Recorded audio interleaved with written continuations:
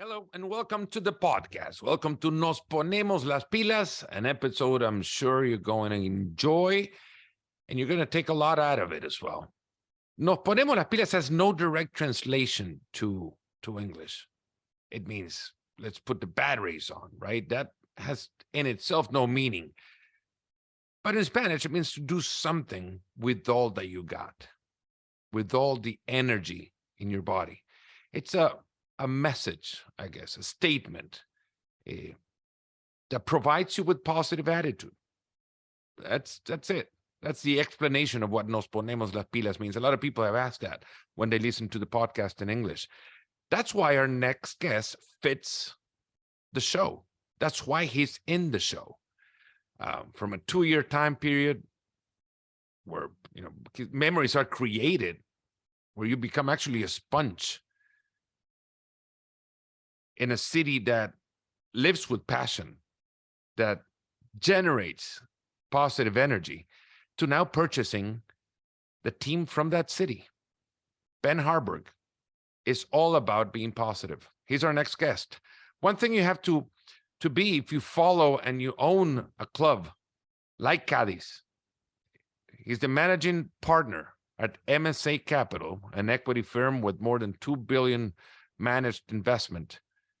Ben Harbrook, part owner of Cadiz, joins our show. Nos Ponemos las Pilas with the co-owner of Cadiz. Ben Harbrook, thanks for joining the show. Welcome. Thanks for having me on.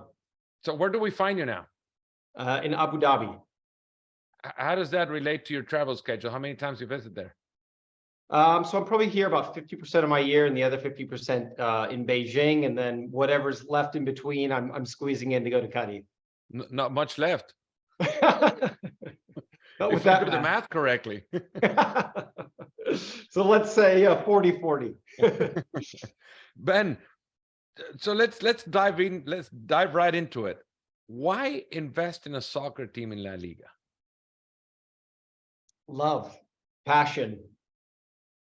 I'm a venture capital investor in my day life, and the types of returns you can get if you do that well are many multiples. So 10 up to thousands of times on your money. You're certainly not going to get that investing in La Liga, and probably not across all of sports unless you were maybe early in some kind of an e-gaming company, or you bought an NFL or NBA franchise 30 years ago, 40 years ago. So I do this for love. Cadiz was a city that I grew up in as a kid. Spent a couple formative years there. Learned what is now fairly broken Spanish, but this is my passion. So, what years were those? 95 to 97. And in your lifetime, those would be? I was about 11 to 13. Talk about being a sponge. It's a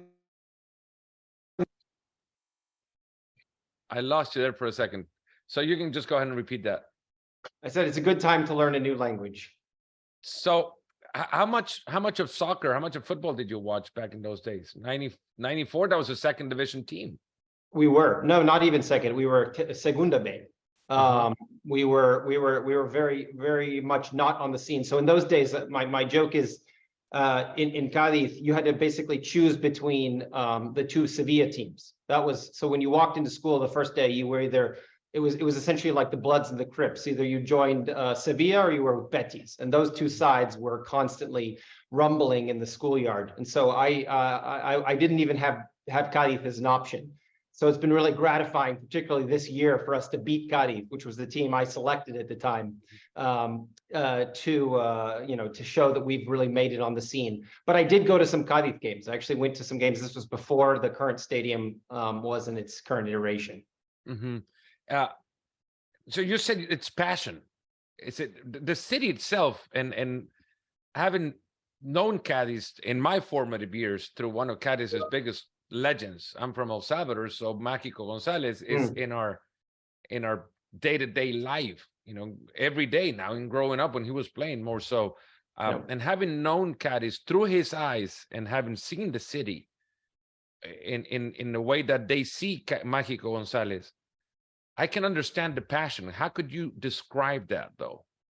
Oh, it's hard to bottle it. I mean, Magico was definitely the right personality, I think, for Cadiz. We have a little bit of mischief, a lot of humor, and as you said, just kind of pure passion around the sport. We've never tasted the upper echelons of football in Spain, or let alone in Europe. And yet, I mean, I've been to football matches all over the world, and I would put our fans and the energy you feel at the pregame reception for the team and in the stadium up with the very best of them. And so it really is a city that's driven by the passion and love of their team, and less about the results historically on the pitch.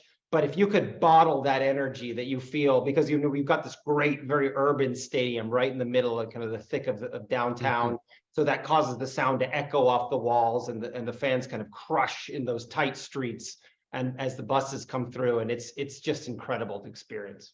So how would you relate that to, and again, American sports?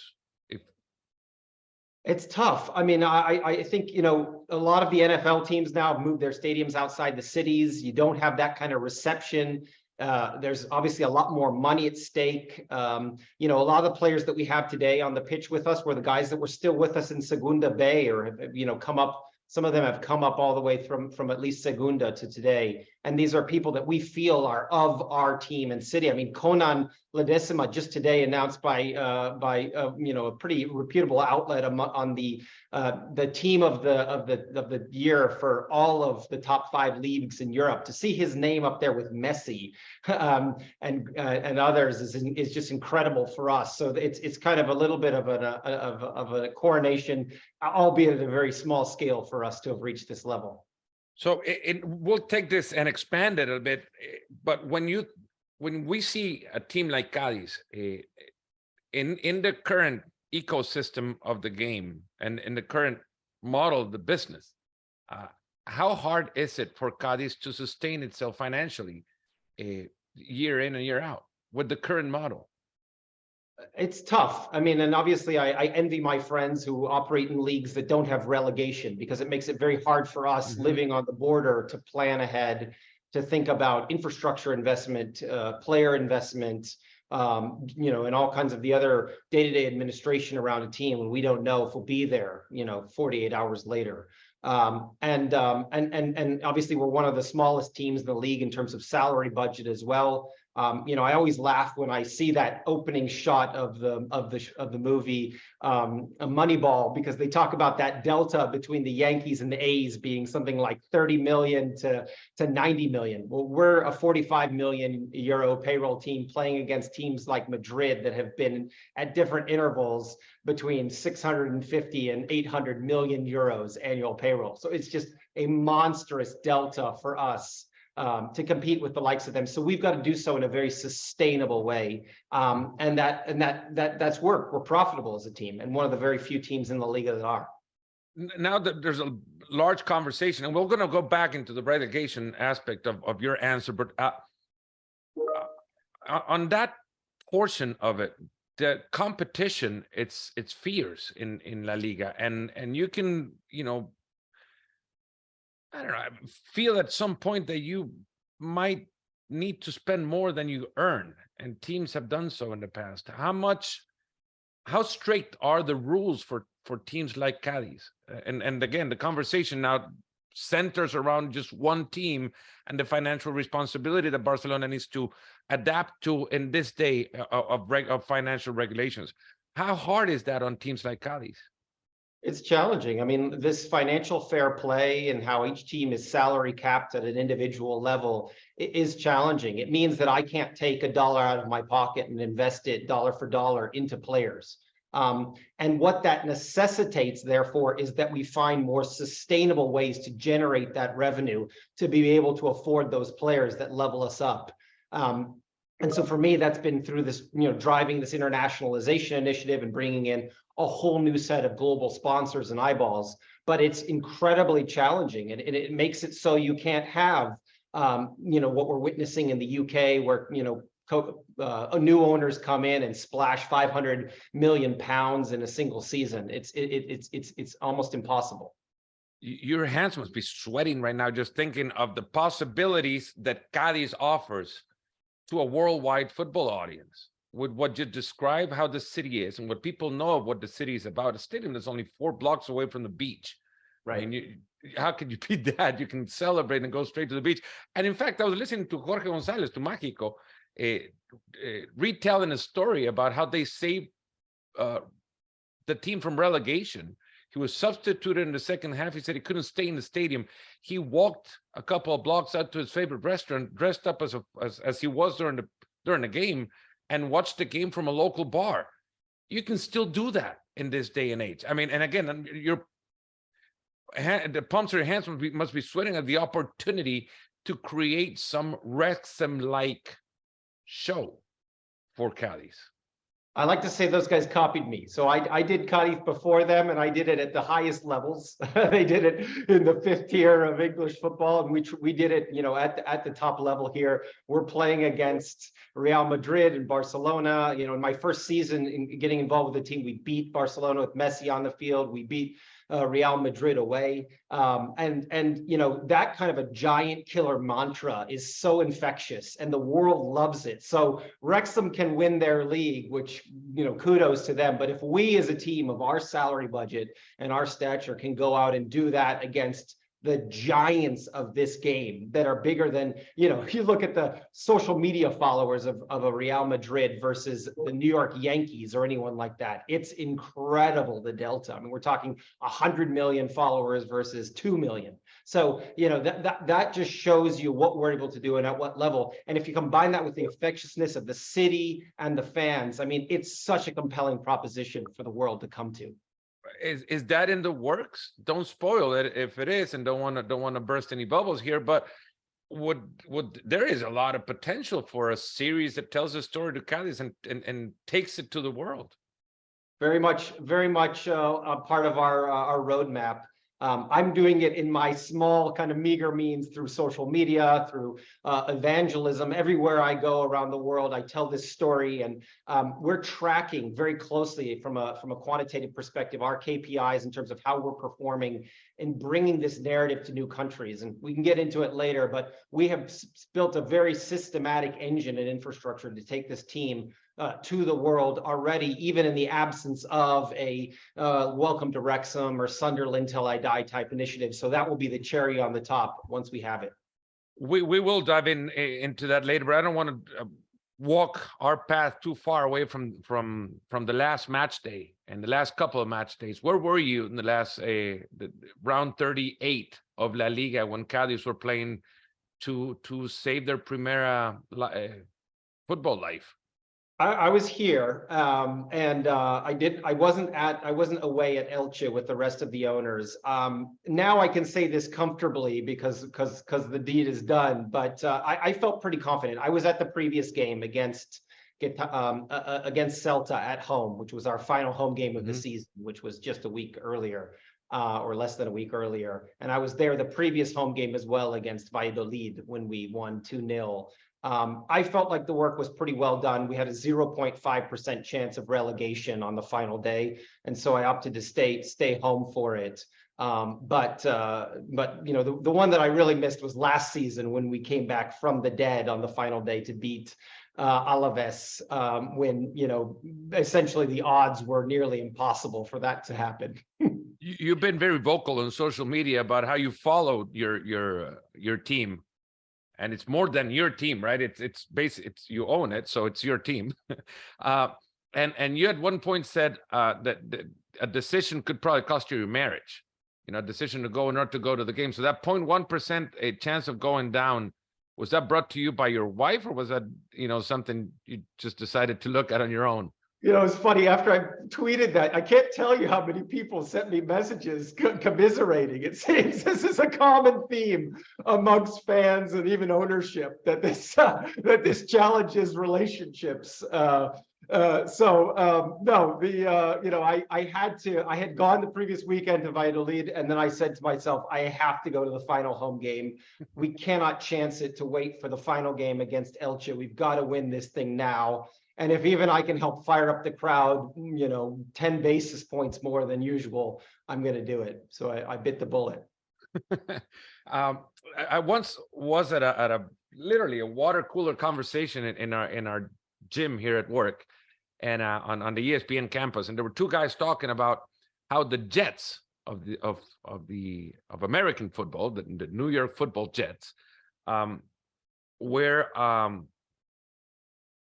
fighting to play for the last or the first pick of the draft, having the worst record that season, and how tough it was going to be, to have the worst record in the season, and how hard that was on their season. And I picked up my paper cup, and I told the guys, listen, have you guys do you guys know about football, soccer? And the fact that if you have the worst game of the season, you don't get to play again on Sundays. You get to play on, or Sunday evenings at least. You get to play Sunday mornings, and with very little TV time on your side. That's relegation. To me, that's sports. Amen. Right? It's Amen. But I understand the Superliga guys, which were 3, now they're 2, saying we're going to close a league that allows us to invest with more confidence. You just said that beforehand as well. How much does relegation play a factor, or the fact that there's a relegation variable in the equation play a factor in how much money you put in? I mean, obviously, we spend to the last dollar, so we don't hold anything back. And as you know, when you get relegated, there are parachute payments and ways that they soften the blow. And if you watch La Liga this last season, or Segunda, essentially all the teams that had just been relegated were right back in promotion position. Granada coming right back up, and Alaves, and unfortunately Levante having to kind of battle it out between the two of them for one of them to make it up. But it's, to your point, I can't watch American sports anymore, because it's, for us, it's every goal, every win, loss, draw matters. You saw we ended in a 3-way tie with 2 other teams that was settled because of our head-to-head performance against those teams. So we end up above Valencia, a previous winner in La Liga, and one of the biggest clubs in all of Europe, I think. So it makes every second of this sport compelling. And I think America needs to figure out a way to integrate it into their sports, because this tanking and these types of outcomes like you're seeing from the Oakland A's this season, they do such a disservice to their fan base and the sport. And I was saying to my friends in the US, can you imagine a finals game like I was at against Celta 2 weeks ago, where it's the second to last game of the season, we're at the bottom of the table, and we have a packed house. We're sold out. Every man, woman, and child from the town is packed into the stadium. The streets are full. The energy is at its maximum. I mean, you can't imagine that type of a scenario playing out in a place where you don't have relegation. So I think it makes our league that much more beautiful. It is more exciting, but then again, the parachute payments are not what you get for being in first division. So there is an extreme risk factor in that. I can understand why you say, okay, let's rebuild the stadium, but what are we going to rebuild it for? We're going to be rebuilding it to bring in Real Madrid or second division's teams on a Saturday night. That's right. You don't want to go down. It's the equivalent, I always say, of the Yankees playing against the Pawtucket Red Sox. Right. It's a huge step down in terms of the exposure. It's hard to even find the scores of a lot of these games. Relegation just isn't something that you wish upon your worst enemy, and you really try everything in your arsenal to avoid it. Maybe it'll come